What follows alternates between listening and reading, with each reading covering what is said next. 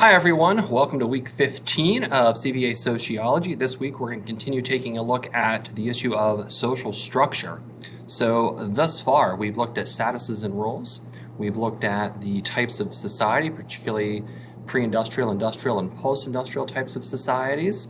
We've also taken a look at the various types of groups we see in society, as well as the predominant forms of social interaction. So this week, to add to our understanding of social structure, we're going to take a look at formal organizations.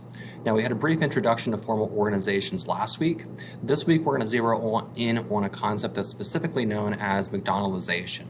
And the essential question that we want to keep in mind is, how did Max Weber's notion of rationality relate to the concept of McDonaldization? So to examine this concept of McDonaldization, we need to first identify its four components. So to get started, I'm going to ask you to do a journal entry where you tell me basically what you like and dislike about McDonald's, and that is McDonald's, the fast food chain. All right, it can be anything from the food, it can be about its organization, its operation structure, whatever.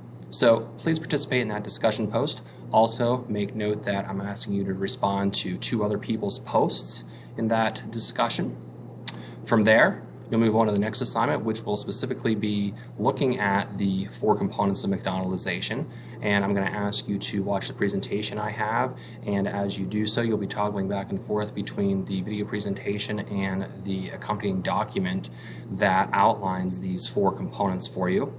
On the organizer that goes with that assignment, you'll notice that it's going to ask you for the components, it's going to ask you for a definition, and then for some examples.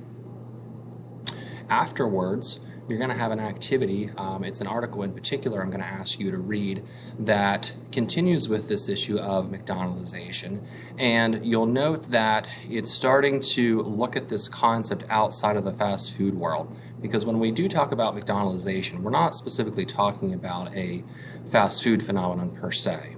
McDonald's is used as essentially the model here to suggest that the structure that we see of this organization permeating the rest of society. So we want to think about how McDonaldization appears in other facets of everyday life, and that article is intended to shed some light just on that very issue.